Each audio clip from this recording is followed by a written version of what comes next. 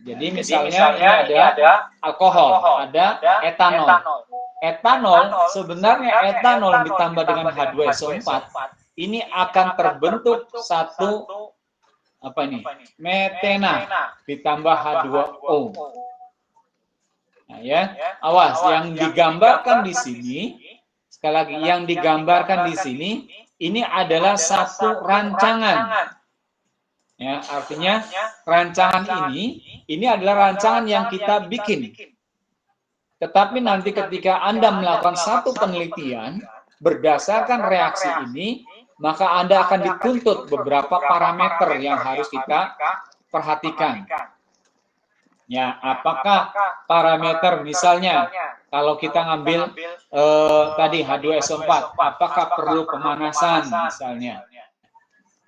Nah, ini yang kita sering nanti dalam penelitian, ya nanti 2 semester ke depan Anda akan dikumpulkan ke dalam mata kuliah metodologi penelitian, di mana salah satu metodologi penelitian itu adalah Anda akan diminta membuat satu proposal, kemudian ada parameter, ya, ada variabel tetap dan variabel bebas. Variabel bebas ini adalah parameternya yang akan berapa kali Anda melakukan perulangan dengan konsentrasi 1 sampai misalnya konsentrasi A, B, C, dan seterusnya. Mulai, ya. Karena dari rancangan kita dapatkan reaksi seperti ini. Ya, ini yang dialami oleh Pak Heri ketika ngambil S3 di UGM, ya, tentang atau parafin. Jadi dia menggunakan etanol, kemudian dicampur dengan katalis, terbentuklah satu parafin. Nah, dan ternyata bukan sesuatu yang mudah untuk mendapatkan parafin. Ya, karena kalau penelitian S3 itu dia harus menjadi satu produk yang jadi. Ya, kalau Anda nanti di mata kuliah metodologi penelitian S1 itu hanya melakukan satu penelitian, kemudian jadi atau enggak jadi itu harus menjadi laporan penelitian. Dan di sini laporan penelitian biasanya diminta untuk dipublikasikan. Oke. Nah, ini contohnya. Jadi ini kalau ketemu HCl. Jadi bukan berarti Cl diganti Na atau diganti OH. Nah, ini kan logika kita ketika CH3C berarti 2 kloro propana, ya ini kan 2 kloro propana ditambah dengan NaOH kok menjadi propena. Bukan Cl-nya diganti OH, bukan 2 hidrokso propana. Ini kan logika awal kita. Sekali lagi logika awal kita bahwa kalau Cl bisa diganti dengan OH. Nah, tetapi dalam reaksi eliminasi justru sekali lagi bahwa Cl ini dia membentuknya adalah membentuk satu ikatan rangkap. Ya. Nah, kemudian kita diperkenankan mengenai metoksi kalium metoksida. CH3O ini adalah kalium metoksida. Nah, bagaimana kalau misalkan di sini ada OH, ada ikatan rangkap. Bagaimana prosesnya sehingga ternyata ada pergeseran. Nah, ini kita akan berbicara. Ini yang bagian bawah ini adalah yang disebut dengan daerah atau reaksi penata ulangan. Ya, jangan ditanya berapa persentase produk yang dihasilkannya. Ya, karena kita masih dalam taraf belajar reaksi. Awas. Di mata kuliah kimia organik ini kita hanya diminta, ya, target dari yang Bapak tentukan adalah Anda bisa membuat satu reaksi kimia, bisa membuat reaksi kimia organik secara benar, bisa membuat satu mekanisme reaksi yang terjadi, bisa memperkirakan produk yang mungkin dihasilkan. Apakah produknya ini adalah 1, 2, 3, atau sampai 7. Jadi ini ciri khas, sekali lagi ciri khas ketika kita belajar kimia. Awas. Jadi kalau Anda belajar kimia kemudian Anda tidak bisa memperkirakan produk apa yang dihasilkan, berarti Anda belum selesai belajar kimianya. Oke. Nah, berdasarkan jenis molekul tadi, jadi molekul yang dilepas dalam reaksi eliminasi itu ada beberapa karakteristik. Yang pertama yang disebut dehidrohalogenasi. Kalau gugus halogennya lepas. Dehidrasi, kalau pembentukan molekul airnya. Ya. Molekul airnya yang lepas. Yang ketiga, dekarboksilasi. Kalau molekul CO2-nya lepas dari senyawa dikarboksilat. Atau deasetilasi, dengan molekul COCH3-nya lepas dari senyawa yang mengandung gugus asetil seperti pada kitin. Kitin ini adanya di senyawa kitosan. Kitosan itu adalah hasil dari sintesis material dari kerang, kemudian kulit udang yang dijadikan citosan. Ya, citosan diproses kembali, dia akan membentuk satu kitin. Nah, citosan ini banyak digunakan dalam industri pangan. Ya, banyak juga di industri obat-obatan. Oke. Nah, kita perhatikan ya, sebelum kita belajar mekanisme reaksinya. Jadi misalnya eliminasi alfa. Alfa berarti dia ada di C-nya di dekat dengan gugus fungsi atau disebut dengan yang kemarin Bapak sampaikan C1. Jadi C1 ini adalah C yang terikat pada satu atom C yang lain.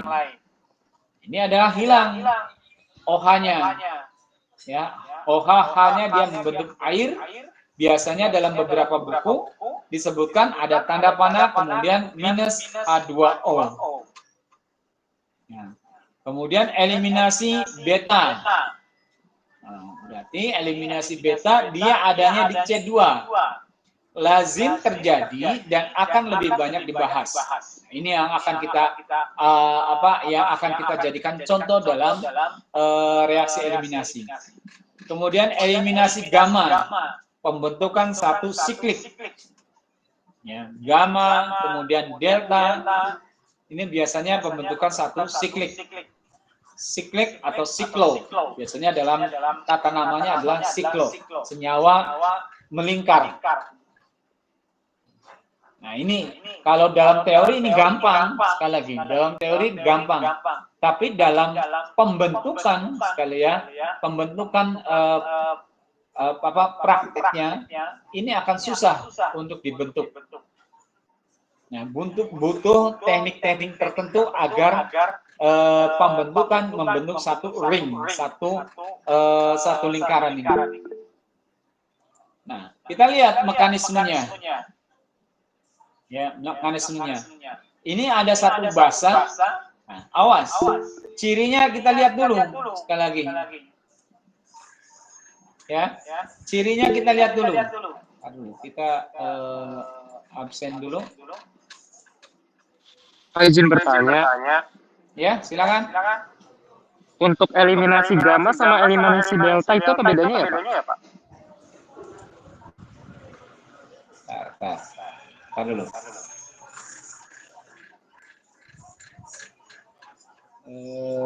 Tar dulu. Aduh, ini. Gimana?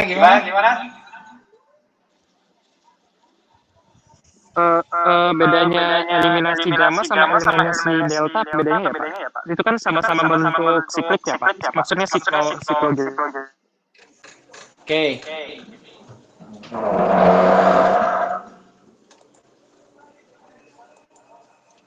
Jadi gini.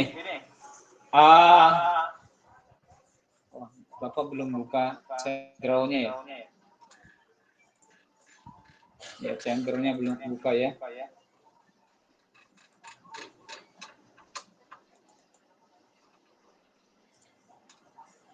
Ya. Oke. Jadi awas ya. Urutannya C1, C2, C3.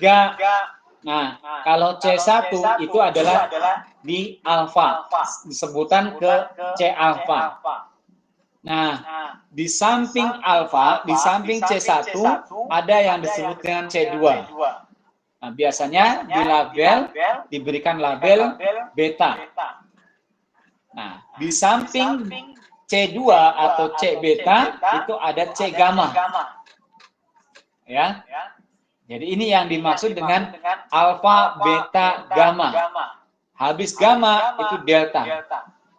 Nah, ini sebenarnya sampai pembentukan siklik ini itu sampai membentuk 6, C6. Jadi sampai membentuk satu benzen, ya, sikloheksana. Setelah dia membentuk 6, itu misalnya 7 membentuk lagi, itu boleh dibilang sangat-sangat sukar sekali terjadi. Ya. Karena biasanya kalau misalnya pembentukan habis heksana itu apa? Heksana heptena. Heptena itu mulai sikloheptena itu mulai kondisi yang tidak stabil. Jadi bentuk siklik yang stabil itu adalah C3, C4, C5, C6. Itu bentuk siklik yang stabil. Setelah C7, setelah C6, C7, C8, C9 itu adalah bentuk siklik yang tidak stabil. Ya. Bentuk siklik yang tidak stabil. Jadi pengertian C alfa, C beta sebenarnya alfa, beta, gamma, delta ini adalah urutan saja.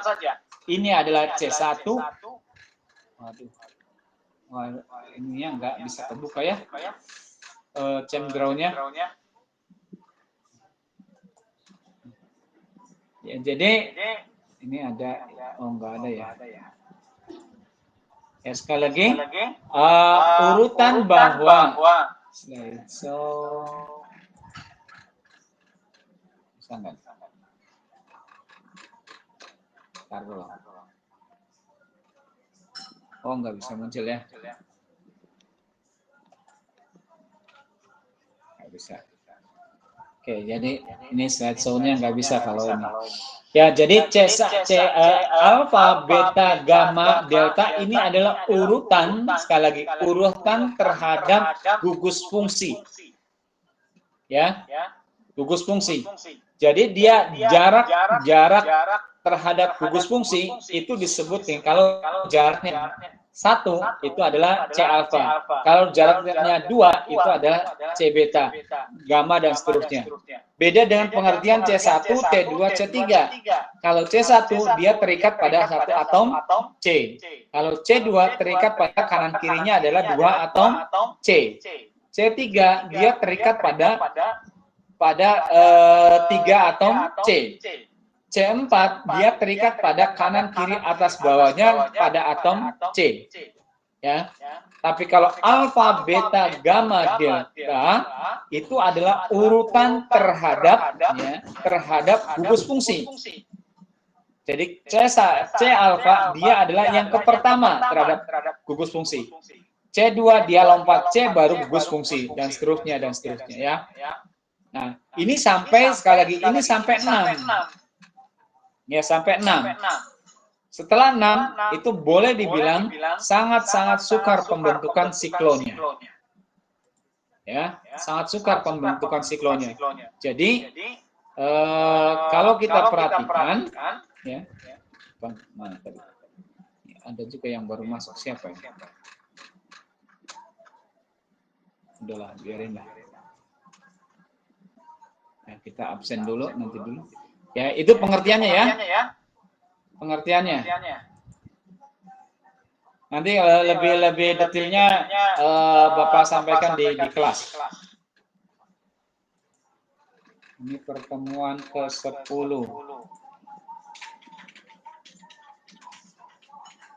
Reaksi eliminasi.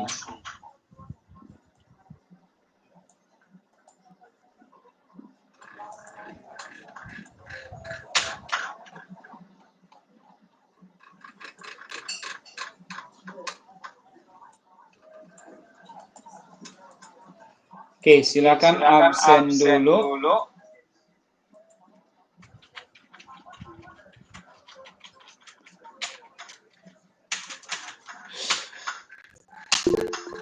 Ini kelas C.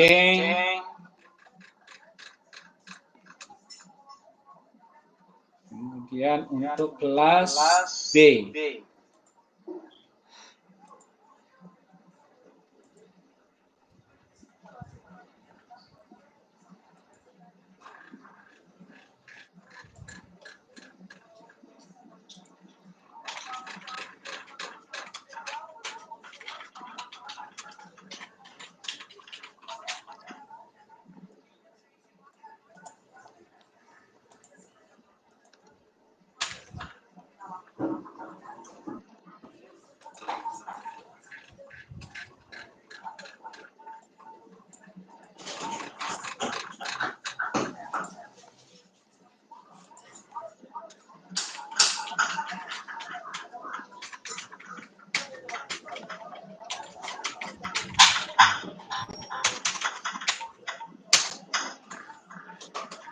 Oke, ini absensi kelas C dan kelas D.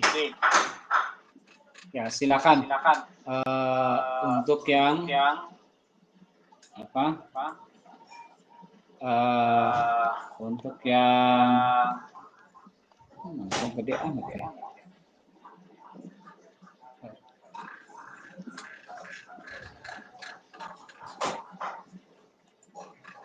Oh, kita hanya dibatasi 1 jam ya. Kita hanya dibatasi 1 jam oleh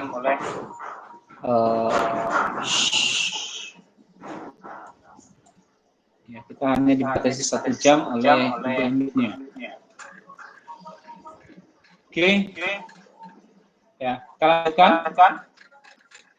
Nah, ini mekanismenya sekali lagi. Jadi yang paling gampang adalah kita tentukan dulu living groupnya. Gugus yang akan perginya.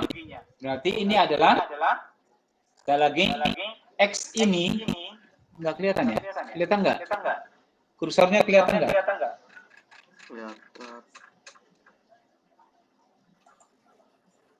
Apa lagi yang baru masuk ini? Ya. Kursornya kelihatan nggak ini? Hah? Ya, awas. Gugus X ini. Kenapa ini? Ada yang masuk lagi, siapa ini? Hah? Nggak ada ya? Oke, jadi gugus X ini atau gugus yang akan kita lepas atau yang disebut dengan living group, ya, berarti deltanya, polaritasnya ini adalah polaritas dipol negatif. Berarti C ini adalah dipol positif. Kalau C ini dipol positif, kita lihat H ini, awas, H identik dengan dipol positif, polaritasnya positif. Berarti C ini adalah polaritasnya negatif. Nah, ketika ada satu basa, dia akan mengambil A, kemudian elektron yang punya H, dia akan pindah ke dipol positif. Mana dipol positifnya? Berarti dipol positif yang dekat dengan gugus pergi. Living group, yaitu C yang di kanan. Maka elektron dan ini akan diberikan kepada C yang di kanan. Baru membentuk satu ikatan rangkap. Ya. Jadi sebenarnya ini ada satu kontradiksi, ya. Pak, ini kan sama-sama C, ya, sama-sama C. Artinya kalau sama-sama C, sebenarnya C itu dia tidak ada muatan, karena elektronnya dia berikatan dengan gugus substituen lainnya. Tetapi karena ada gugus yang dipolnya yang polaritasnya negatif, maka dia terpengaruh, ya, terinduksi. Maka C yang dia ke gugus seperti ini, dia dipolnya jadi dipol positif, rempet ke kanan kirinya. Maka kalau C yang di sini adalah dipolnya positif, maka samping di sini adalah dipol negatif. Apalagi dia berikatan dengan atom H. Ya. Jadi mekanisme seperti ini. Awas ya, Bapak selalu ingatkan bahwa pangkal panahnya itu tidak pernah pada unsur yang tidak memiliki pasangan elektron. Jadi pangkal panahnya itu selalu berawal dari ikatan elektron atau substituen atau rumus yang memiliki pasangan elektron. Jadi ini sering, makanya dia lihat Bapak belum selesai untuk nilainya. Cuman Bapak hargai bahwa sudah bisa membuat gambar mekanisme reaksi menggunakan Chen-Grau. Terlepas ada kopi dari yang lain, itu urusan lain. Ya, jadi kita lihat yang masih ada pangkal lepasnya itu, lihat yang tanda merah ini. Itu kan di ikatan antara K dengan C, bukan di atom H.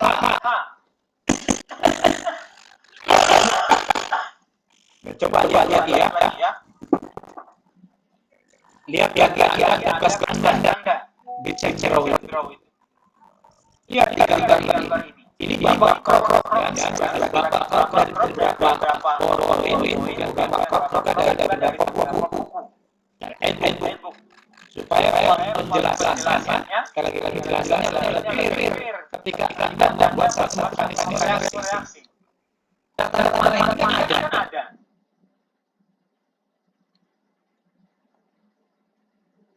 Lebar dengan cincin.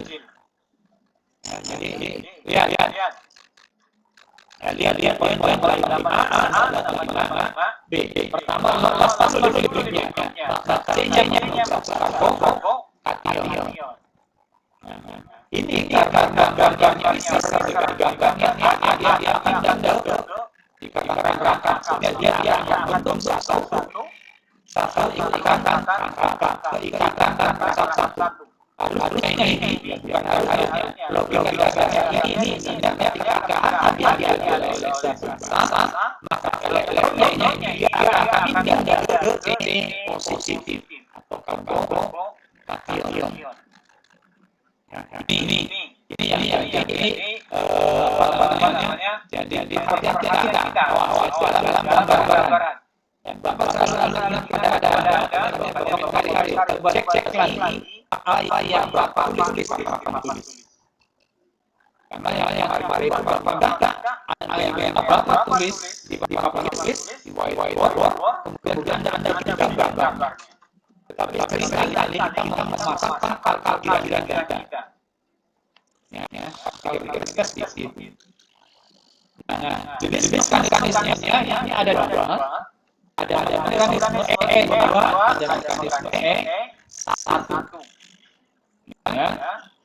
Jadi kalau mekanisme E2 tadi berhadapan gugus C-nya, gugus living groupnya terletak pada C1, sama seperti substitusi.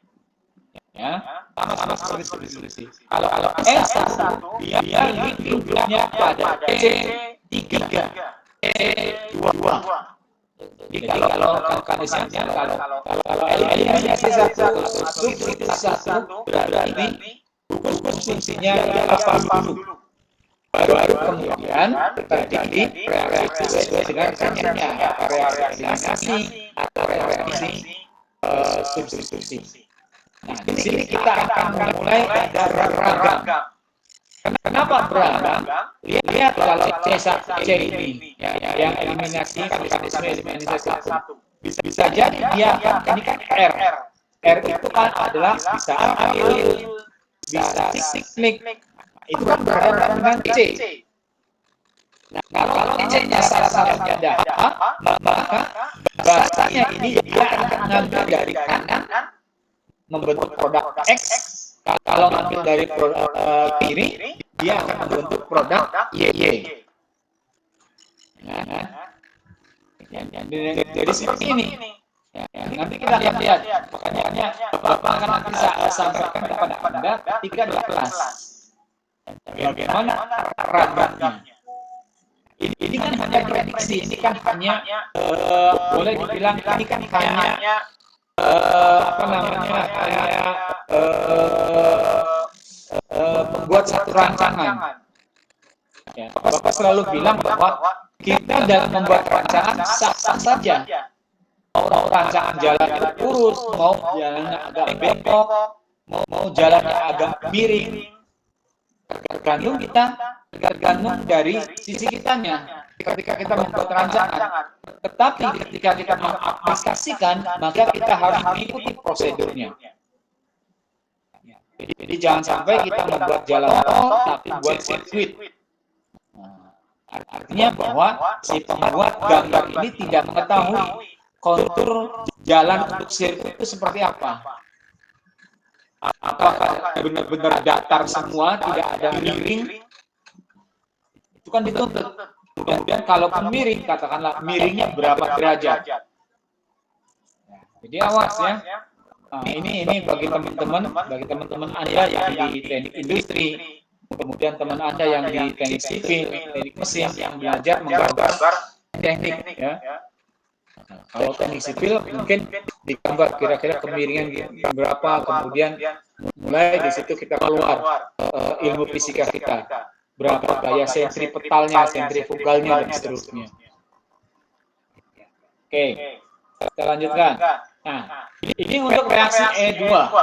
Contohnya adalah dehidrobrominasi isoprofil bromida dengan larutan natrium etoksida dalam etanol.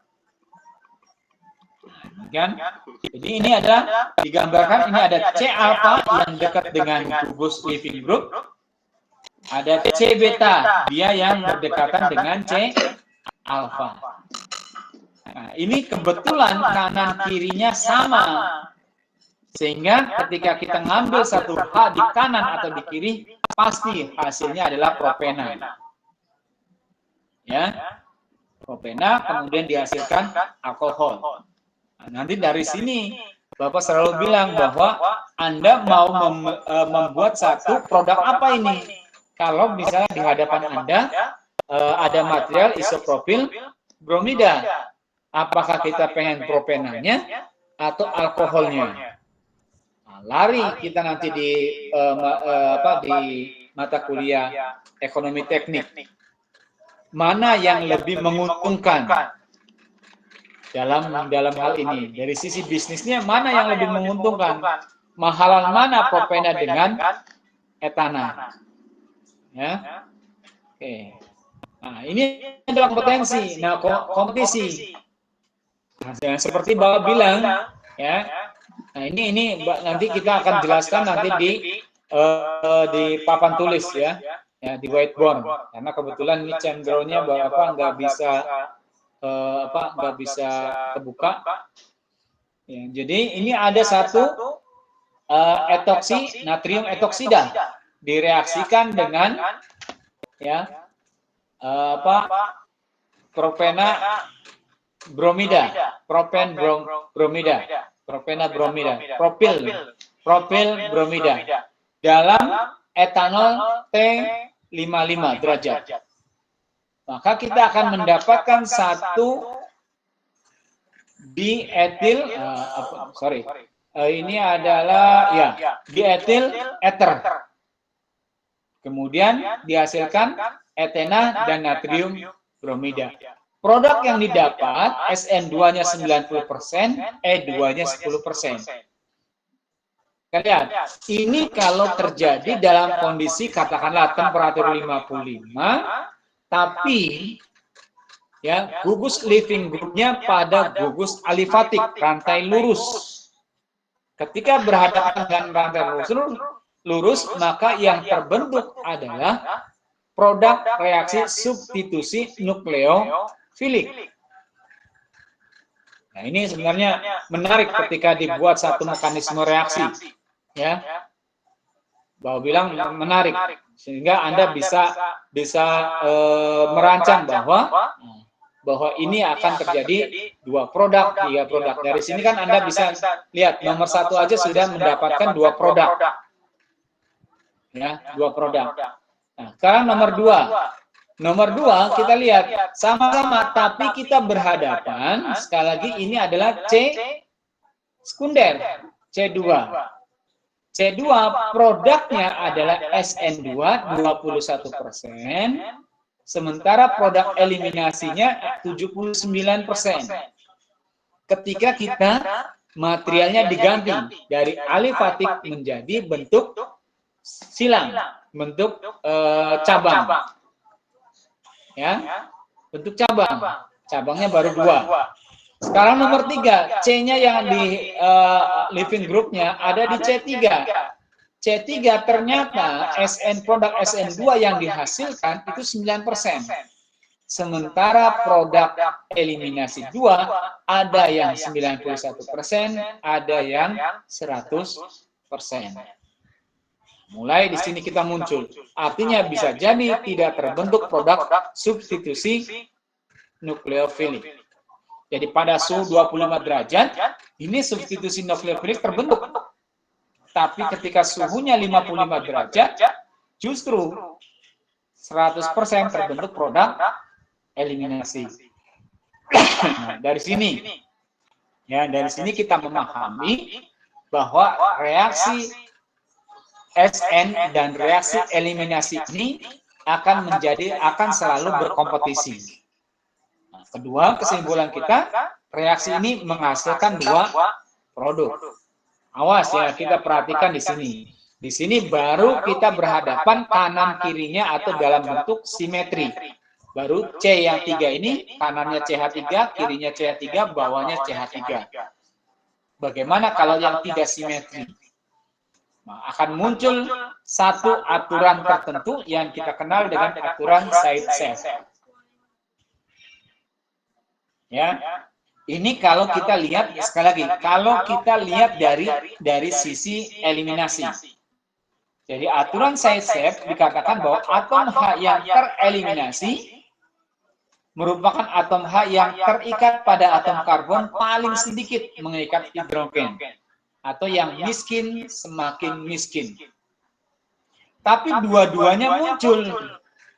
Kita lihat ikatan rangkapnya. Ketika BR-nya lepas, maka elektron ikatan ini dia akan, ya, maka di sini kan yang katakanlah C1. C1-nya C1 ini diambil H-nya, maka elektronnya pindah ke C2 sambil melepas BR. Ini kalau yang diambil H-nya dari C1. Tapi kalau diambil H-nya dari C2, maka akan terbentuk 2 butena. 2 kan? 1. Itu kalau dari sisi eliminasi 2. Tapi kalau dari sisi eliminasi 1, awas ya, dari sisi eliminasi 1, ini kalau BR-nya lepas, nah ini kan ada KOH, OH-nya bisa masuk. Ya, OH-nya bisa masuk, sehingga dia membentuk 1, 2, ya, 2 butanol, butan 2 ol. Nah, jadi produknya antara 2 bromo butana dengan KOH ini dia menghasilkan 3 produk. Nah, di sini Anda jangan kaget. Sekali lagi jangan kaget seperti yang Bapak sampaikan kalau dalam ujian A ditambah B menjadi 7 produk. Ya, ini sayang sekali cemdraw-nya cemdraw-nya nggak bisa diaktifkan oleh Bapak. Ya, komputer Bapak ternyata nggak tahu terkena virus atau ada file yang hilang. Ya. Oke ya, jadi ada yang ditanyakan di sini? Pak, izin bertanya. Ya. Kalau misalkan yang E1 itu mulainya dari yang mana tuh, Pak? Oh, yang ini? Kalau E1 itu lepas dulu. Awas ya.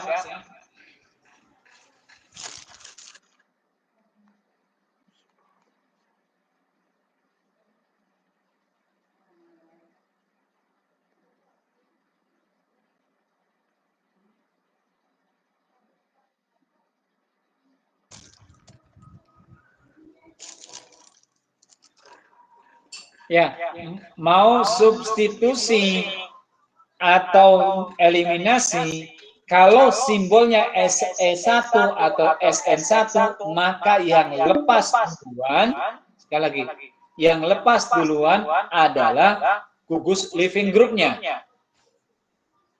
Ya, gugus living groupnya lepas duluan. Baru boleh jadi kita bisa narik dari kanan, bisa jadi narik dari kiri. Tapi kalau eliminasi 2, maka yang lepas duluan, yang diambil duluan itu haknya dulu. Baru kemudian living groupnya lepas setelah elektronnya pindah ke C yang dekat dengan living group. Itu konsepnya. Ya, konsepnya. Nah, makanya ini sekali lagi Bapak tidak bisa mengakses untuk ChemDraw-nya karena menggunakan PC, jadi Bapak tidak bisa menggambarkan lebih clear. Ya, mungkin pertanyaan Anda, ya pertanyaan Arifin, silakan disimpan dulu. Nanti ingatkan Bapak ketika kita pertemuan di offline. Nah, dari sini kita akan dapatkan, dari aturan SciSafe ini kita akan dapatkan 3 produk. Makanya Bapak bilang jangan takut dulu Anda. Kalau misalnya ada soal A ditambah B jadi 7 produk. Nah, nanti kita akan lihat ya, dalam beberapa pertemuan ke depan kita akan bisa melihat bahwa produk sampingnya bisa, produk yang dihasilkan bisa lebih dari 2. Nah, ini adalah Bapak coba crop ya. Ini adalah sterik hidrasi, efek dari hidrasi sterik. Jadi pada produk hidrasi sterik berakibat pada distribusi produk. Nah, kita lihat di sini adalah C-nya adalah C3. Ya, C-nya C3. C3 kita akan dapatkan 2 produk eliminasi. Nah, 1 ini adalah produk SN. Ya, yang ini sekali lagi ini adalah produk substitusi nukleofilik 1. Ya, karena apa tadi? Ketika ini lepas, sekali lagi, ketika BR lepas, maka H yang di sini, katakanlah H yang paling ujung C1, kalau disebutkan C1, ini akan lepas, elektronnya pindah ke C2. Tapi kalau misalnya yang diambil adalah C3, ini CH2 ini, maka dia elektronnya pindah ke C2. Maka kita akan mendapatkan produk dominan ya dari aturan SciSafe tadi, maka 2-metil 1-butena ini lebih besar. 72 tambah 28%. Cuman jangan dikira bahwa produk substitusi juga muncul. Karena apa? Ini BR-nya lepas duluan. Ketika lepas duluan, gugus alkoholnya masuk. Awal, ini apa ini? Tersier butanol. OH-nya bisa masuk. Ya. Nah, ini. Jadi kita akan mendapatkan, sekali lagi, mendapatkan 3 produk yang dihasilkan. Nah, ini adalah efek pengaruh dari sifat sterik berdasarkan distribusi produk E2. Ya. Nah, ini jadi kalau kita lihat distribusinya, kita bisa ngerancang, bahwa bilang bisa ngerancang. Ini baru produk eliminasinya, belum produk, sekali lagi, belum produk substitusinya.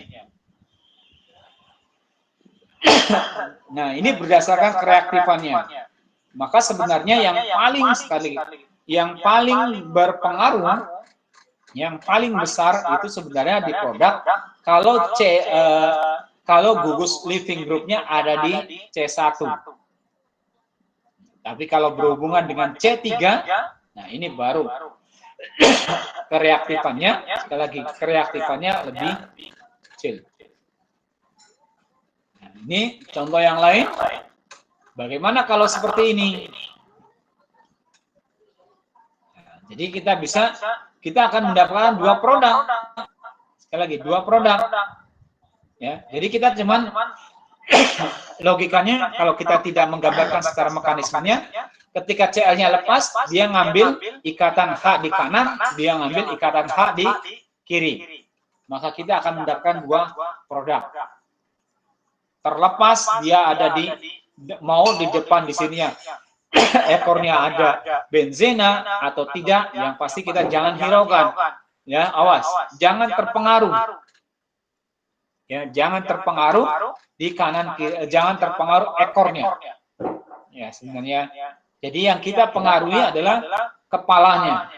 Ini yang seringkali Bapak sampaikan kepada Anda. Ya, sampaikan kepada orang pertama dilihat itu mukanya. Ya. Maka kalau muka diibaratkan senyawa organik, dia adalah gugus fungsinya.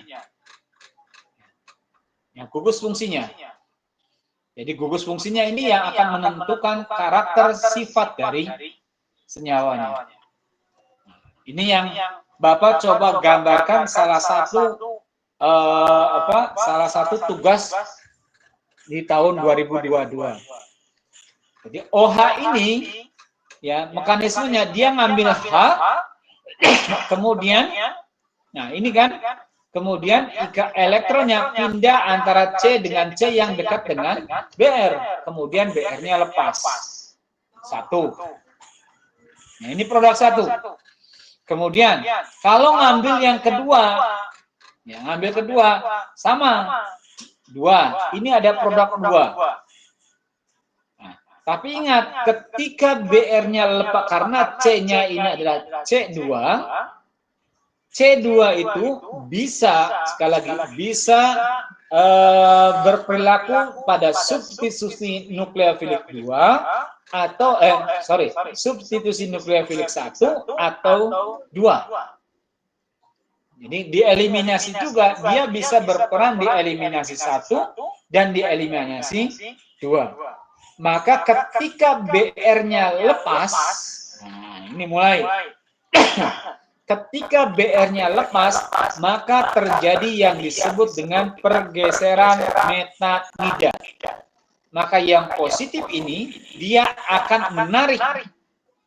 Awas, yang ditarik itu adalah elektron. Cuman kadang-kadang elektron yang diambil itu bukan elektron yang ujung, tapi yang elektron yang pada titik cabang. Sehingga ini terjadi yang disebut dengan pergeseran metanida. Maka di pergeseran metanida CH3-nya pindah ke C, katakanlah C3, maka karbokation ini bisa menarik H, ya, menarik H ke C3, dia membentuk yang produk 3, atau narik H pada C pertama, dia membentuk produk 4. Mulai ini. Jadi reaksi senyawa A ditambah B ini bisa membentuk senyawa, 4 senyawa dalam pola dalam reaksi eliminasi. Nah, ini ketahuan mulai ya. Mulai ketahuan. Ini baru produk eliminasi. Nah, kita lihat di sini ada 2 kan positifnya. Berarti kalau ada positifnya ada 2 ini, bisa jadi nanti OH-nya masuk kemari. Ya, kalau masuk ke 3, dia jadi produk ke-5. Kalau masuk ke C kedua, dia jadi produk ke-6. Jadi kita akan dapatkan produk A ditambah B ini menjadi 6 produk. Mulai tergambar di sini. Ya. Jangan ditanya berapa persennya, awas ya.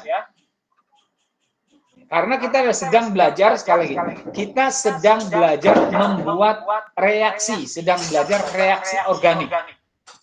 Bukan reaksi hitung-hitungan, bukan reaksi kimia analitik. Atau biasa disebut reaksi organik fisik.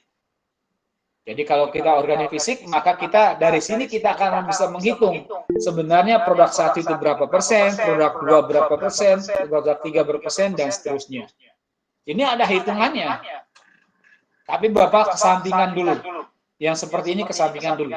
Anda bisa dulu untuk membuat satu mekanisme sehingga Anda bisa memprediksi kira-kira produk yang dihasilkan, ya, produk yang dihasilkan itu apa, berapa banyak jenis senyawa yang dihasilkan. Ini yang harus kita pahami dulu, ya. Kalau ini sudah bisa, nah nanti hitung-hitungan itu akan lebih enak ketika kita melakukannya dalam bentuk penelitian. Nah, baru ketahuan. Kalau dalam bentuk abstrak kayak gini, hitung-hitungannya cukup panjang dan bisa jadi Anda tidak akan tertarik untuk belajar kimia organik lagi. Oke ya. Oke, sampai sini ada pertanyaan? Ya, ini adalah salah satu. Ya, bisa jadi, ya. Saya lagi Pak. Itu yang reaksi ketiga itu kan BR-nya keluar. Itu tiba-tiba kayak gitu. Reaksi tiga itu kan yang ini nih Pak, maaf, yang BR-nya keluar itu tiba-tiba aja Pak. Atau gimana Pak? Yang apanya keluar? Oh, BR-nya. Ya. Awas ya, ini lihat. Di sini kan tadi Bapak sampaikan kalau halidanya dia menempel pada C2, sekali lagi C2, dia bisa berperilaku dalam reaksi 1, apakah di SN1 atau SN2, atau di eliminasi 1 atau eliminasi 2. Ya. Jadi boleh dibilang, ya tadi Bapak bilang, boleh dibilang ini BR ini bisa lepas. Beda dengan ketika dia di C1.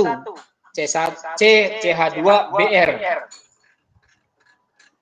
Ya, mana? Nah, ini BR ini nggak bisa lepas sendiri.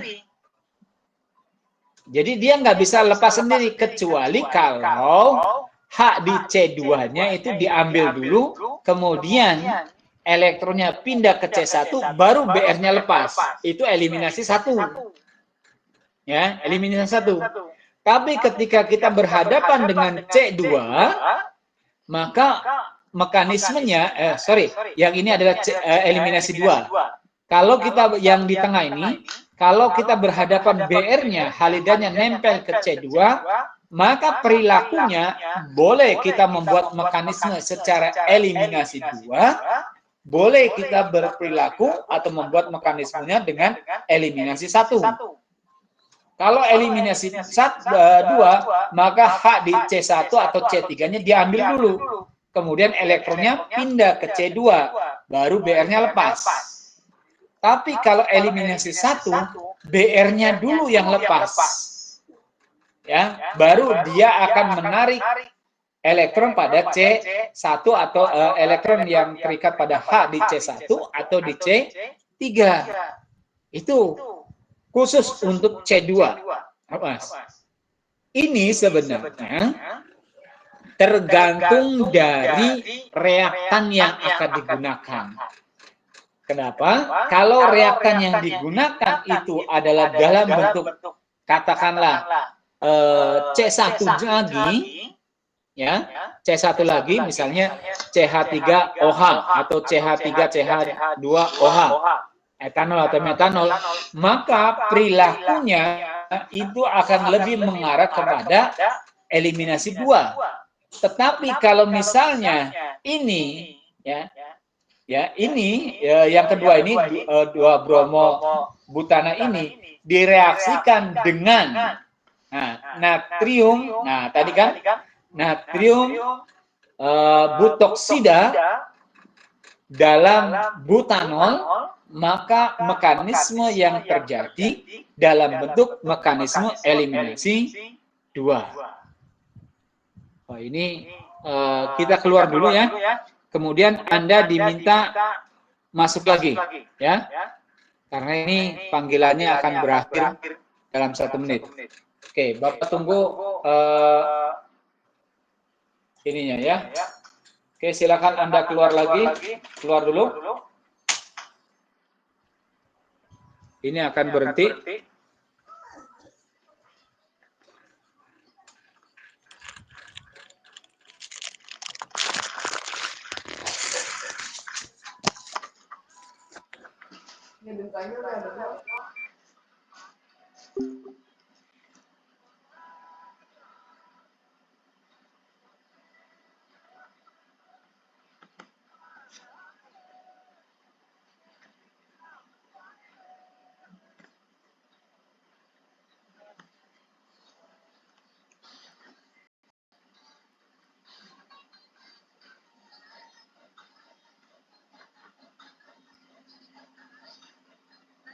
Kira-kira untuk biaya dan berapa lama ya? Yuk kita hitung bareng-bareng. Oke, yang pertama karena jarak rumahku ke base camp Gunung itu sekitar 80 kilo, jadi aku pergi naik motor dan aku isi bensin pertama 60.000 untuk pulang pergi. Yang kedua untuk biaya simak listriknya, aku bayar 120.000 untuk pendakian 2 hari 1 malam. Yang ketiga untuk logistik, ini sebenarnya bisa disesuaikan dengan keinginan masing-masing ya guys. Aku sendiri nggak hitung secara detail, tapi kurang lebih aku menaruh budget untuk biaya patungan makan dan cemilan pribadi itu sekitar 100.000 rupiah. Terus karena kami naiknya cuma ciwi-ciwi aja di bertiga, emang besar nekat ya. Jadi daripada repot, kami sewa porter untuk jual barang sampai area camp itu 300.000 dan dibagi 3 orang, jadi per orangnya 100.000 rupiah. Untuk peralatan, karena aku dan teman-teman bisa bermain dulu, jadi alhamdulillah kami sendiri campurnya bukan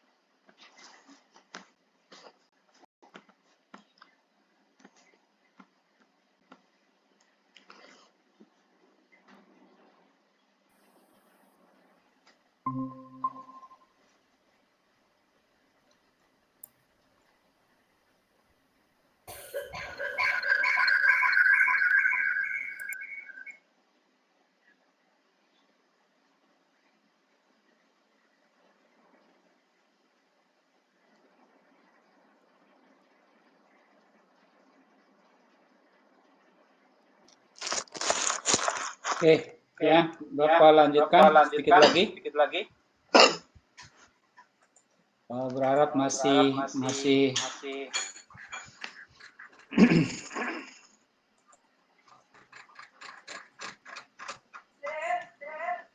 walaupun Bapak lihat ada beberapa yang keluar yang nggak jadi masalah. Sekali lagi nggak jadi masalah.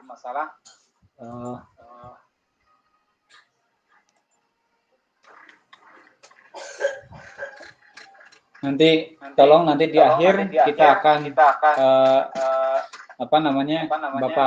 akan cek siapa-siapa yang masih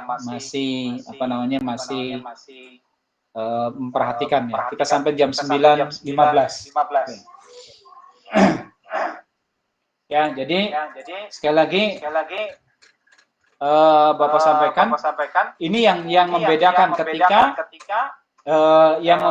ketika kita berhadapan gugus living group-nya ya menempel pada atom C kedua. Jadi atom C2 dan atom C3, kalau atom C3 jelas sekali lagi. Ya, kalau atom C3 itu jelas mekanismenya selalu mekanisme 1. Apakah substitusi nukleofilik 1 atau eliminasi 1. Jadi dia lepas dulu living group-nya, baru pembentukan ikatan rangkap atau baru pembentukan gugus baru, ya. Ya. Nah, kita teruskan. Nah, baru kita akan berhadapan dengan reaksi eliminasi 1. Ya. Nah, ini contohnya adalah dehidrobrominasi tersier butil bromida dengan larutan etoksida, natrium etoksida dalam etanol. Nah, ini perhatikan pelarutnya ya, awas. Perhatikan pelarutnya. Ya. Pelarutnya adalah masih dalam sejenis dalam bentuk ini. Ya, jadi dia tetap ngambil H, kemudian elektron pada CH2 dengan H dia pindah ke C, baru membentuk ikatan rangkap. Ya, bentuk ikatan rangkap. Nah, karena dia bentuknya simetri, sekali lagi, karena bentuknya simetri, maka dia tidak ada produk lain. Jadi eliminasi 1 atau unimolekuler, sebagaimana SN1, ya, karbon dengan leaving group, dia akan lepas dulu. Nah, break first in slow equilibrium. Dia akan pecah dulu, dia akan putus dulu, pertama kali putus, tapi dalam kesetimbangan yang slow, yang lambat. Ya, this is the rate limiting step. Ini merupakan kecepatan yang tahap yang paling terbatas. Artinya, proses pelepasan X ini atau halida ini, dia jalurnya adalah jalur boleh dibilang sangat-sangat lambat. Ya. Maka ketika basa yang terikat pada H, pada ikatan sigma dan C, ya, ikatan rangkap C, pada ikatan pi, ya, ini membentuk secara cepat pada tahap yang kedua. Jadi ketika terbentuk karbokation, ya, terbentuk karbokation setelah lepasnya X, maka dia akan langsung membentuk satu ikatan rangkap. Ya. Ini mekanismenya. Jadi prosesnya sekali lagi, leaving groupnya lepas dulu, ya. Leaving groupnya lepas dulu. Ini sekali lagi, jalannya sangat-sangat lambat. Boleh dibilang kalau waktunya mungkin ya lebih katakanlah 15 menit. Tapi ketika kita tambahkan yang lain baru berjalan cepat. Nah ini. Nah, ketika ada nukleofilik, maka bisa kanan dan kiri. Maka menjadi dua produk. Kalau kita mengharapkan satu produk substitusi nukleofilik. Itu pun terjadi kalau C karbokationnya merupakan karbokation yang C kiral. Baru terbentuk dua produk. Ini kan berbentuk dua produk. Ya, dua produk. Makanya di sini ketika di bold ini, in most cases, SN1 dan E1 occur together.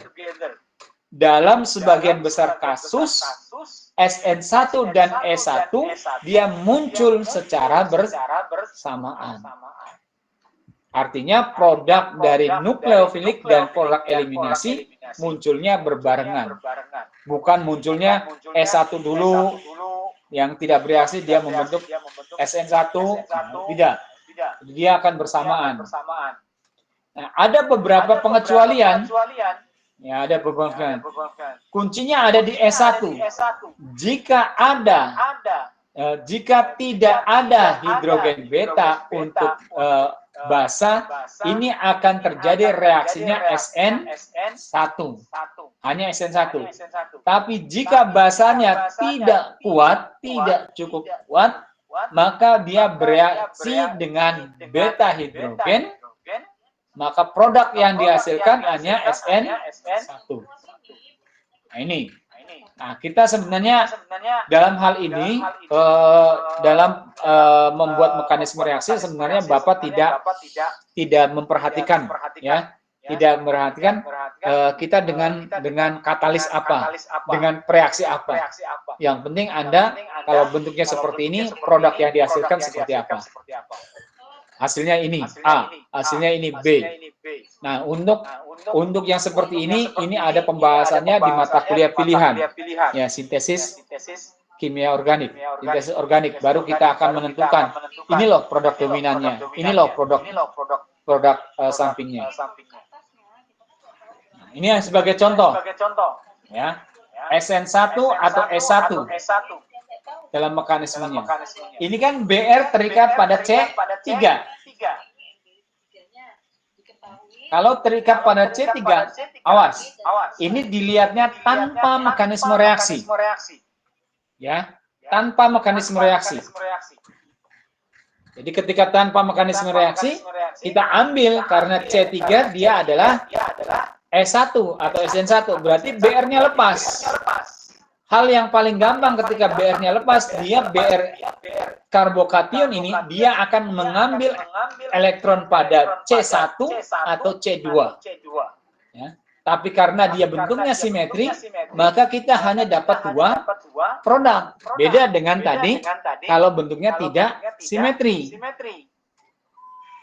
Ya, kalau bentuknya tidak simetri, maka bisa jadi dia akan bervariasi. Jadi ini mekanismenya yang bahwa bikin BR-nya lepas, C alfa membentuk karbokation, baru lihat ya, awas. Bapak ingatkan kepada Anda, lihat pangkal darinya bukan di H, awas ya.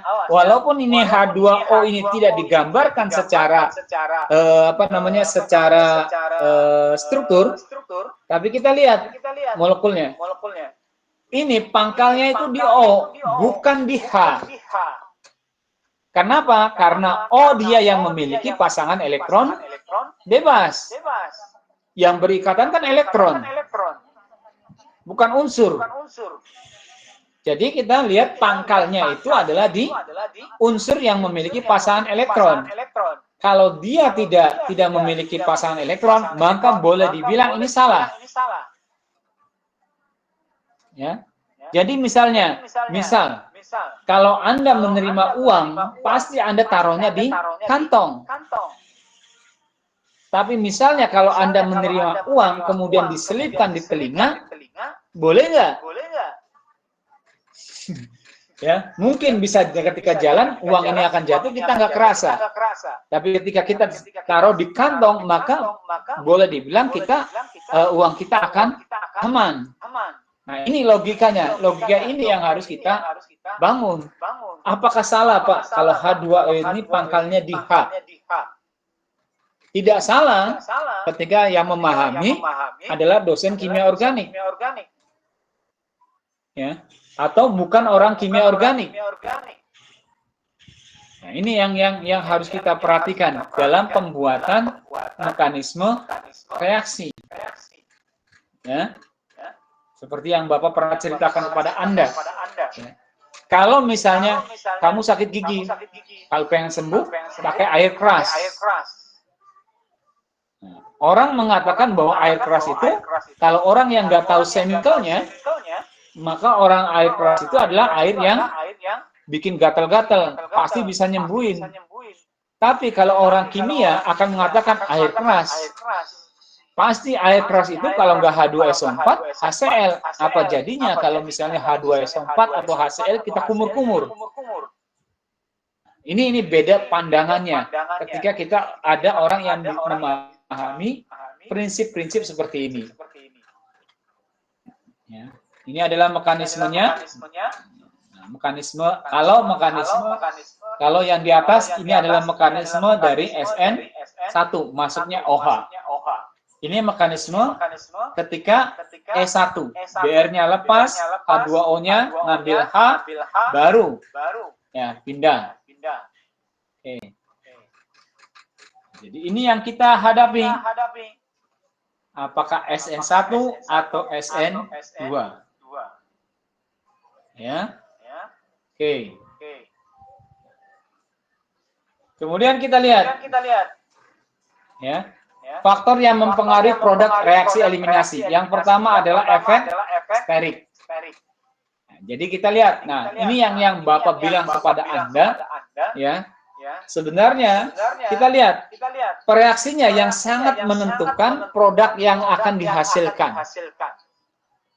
Kalau kita menggunakan natrium metoksida dalam larutan etanol, maka produk yang side safe ini yang menjadi produk utama. Ya. Nah, sementara produk Hoffman itu nih. Tapi kalau kita menggunakan tersier butil, kalium butoksida dalam larutan tersium butanol, maka produk Hoffman yang akan kita dapatkan. Nah, dari sini kita bisa memahami bahwa penggunaan pelarut bisa jadi akan merubah produk dominan yang akan kita dapatkan. Jadi jangan salah dalam memahami satu reaksi. Nah, di sini sekali lagi di sini Bapak tidak memperhatikan apakah kita mengikuti aturan side safe atau aturan Hoffman. Tidak. Yang pasti bahwa kalau senyawa 2 bromo, ya 2 bromo, 2 metil butana ini kalau direaksikan dengan 1 etoksida, maka produknya adalah produk alkena. Ya, di sini. Jadi Bapak sementara ini tutup mata dulu mengenai apakah kita mendapatkan produk side safe, produk A yang akan dominan, ataukah produk B yang dominan. Karena apa? Di kimia organik ini sekali lagi kita hanya belajar reaksi organik. Ya. Tidak memperhatikan bahwa ini yang jadi produk utama, ini yang jadi produk samping. Yang kedua, kalau kita berhadapan stereokimia, nah ini kan, ya Cl, ya awas, Cl ini adanya di C2, maka ini mekanismenya, nah tadi kan ya, mekanisme ketika Cl lepas, maka dia akan mengambil elektron bisa dari H yang di atas atau elektron yang H dari yang bawah. Kalau ngambil yang di bawah, dia akan menjadi produk side safe. Kalau kita mengambil H yang di atas, kita menjadi produk Hoffman. Kita tutup mata dulu ya, side safe sama Hoffman-nya. Oke, nah ini mulai. Ya. Nah, jangan dilihat sekali lagi. Ini Bapak coba ambil dari textbook ya. Dari textbook kira-kira jangan dilihat sekali lagi, jangan dilihat ekornya, awas. Jangan dilihat ekornya. Kalau kita ngelihat ekornya, kita akan pusing sendiri.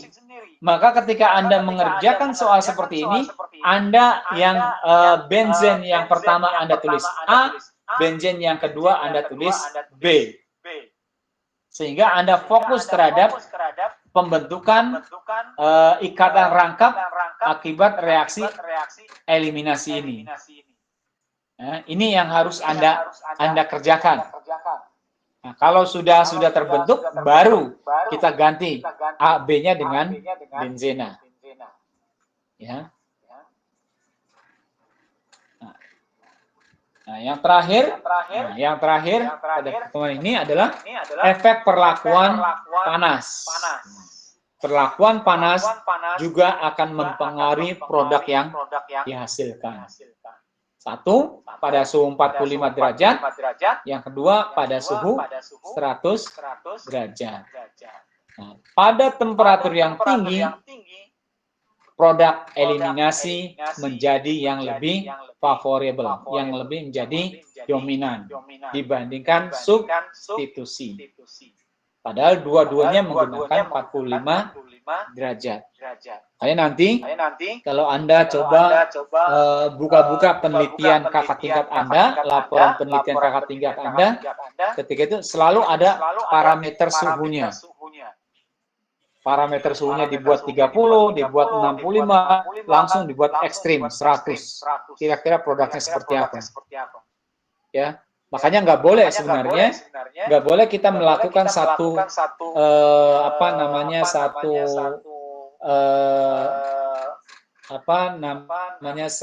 perlakuan itu dengan angka yang berdekatan. Suhu 35, suhu 40, suhu 45 itu adalah suhu yang berdekatan. Maka ya sebenarnya yang harus Anda lakukan agak jarang, misalnya 30, 40, langsung ke yang ekstrim. Langsung 75, langsung 65. Baru kita bisa melihat perubahannya. Kalau misalnya standar, grafiknya seperti apa. Oke, mungkin itu yang bisa Bapak sampaikan hari ini. Sekali lagi, nanti kita akan coba bahas reaksi penata ulangan ini nanti ketika di kelas. Sehingga Anda lebih jelas dari mana datangnya pergeseran metanida ini atau pergeseran hidrida ini, ya. Oke. Ada pertanyaan sebelum ditutup? Materinya sudah Bapak share di classroom. Silakan Anda ini. Oke. Kenapa Arifin? Izin bertanya. Itu yang di bawahnya garis itu kan ada yang NaO sama yang di bawahnya itu ada NOH. Itu maksudnya gimana ya, Pak? Apa bedanya yang di atas sama yang di bawah? Nah, misalkan yang kayak gini nih, ada NaOH sama CH3OH garis miring H2O.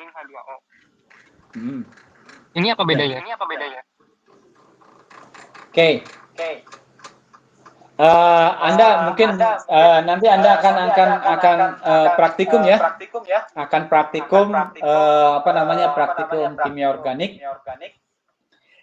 Ini artinya sekali lagi. Ini artinya CH3OH H2O ini bahwa alkohol yang digunakan itu ada konsentrasinya. Jadi bukan alkohol pure. Jadi misalnya kita menggunakan alkohol, katakanlah metanol dengan konsentrasi 30%. Ini maksudnya. Ya. NaOH ini sebenarnya ini bukan NaOH dalam bentuk batangan atau dalam bentuk flek. Dia dalam bentuk larutan. Jadi dalam penelitian itu harus jelas NaOH yang dipakai berapa? Apakah NaOH 1M ataukah NaOH 0,5 M? Ya. Jadi bukan seperti ini. Ya, jadi artinya bahwa NaOH dan metanol ini adalah dalam bentuk larutan. Kalau dalam bentuk larutan berarti ada air. Ya, ada air. Makanya ditulisnya adalah NaOH, katalisnya adalah NaOH. Ini adalah direaksikan NaOH yang dilarutkan dalam boleh dibilang dalam metanol encer. Ya, kriteria encer itu biasanya di bawah 10% atau di bawah 1 molar. Itu dikatakan sebagai larutan encer. Ya. Oke. Ada lagi yang mau tanyakan? Dari saya cukup. Kalau tidak ada, Bapak ini dulu. Ya. Ini ada berapa orang ini? Ya, Bapak save dulu. Ini namanya sudah sesuai ya. Coba namanya diganti dulu. Oh, nggak bisa ya? Oh, nggak bisa ya. Ininya nggak bisa ini. Oke, Bapak ini dulu. Yang dari ini aja, dari data Anda. Oke, ntar dulu. Oke. 1, 4.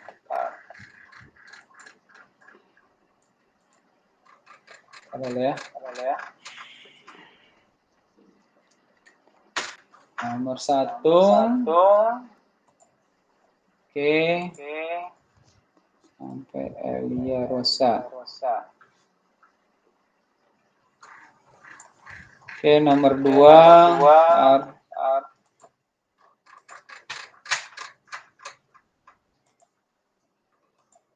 Nomor 2 sampai Malihan.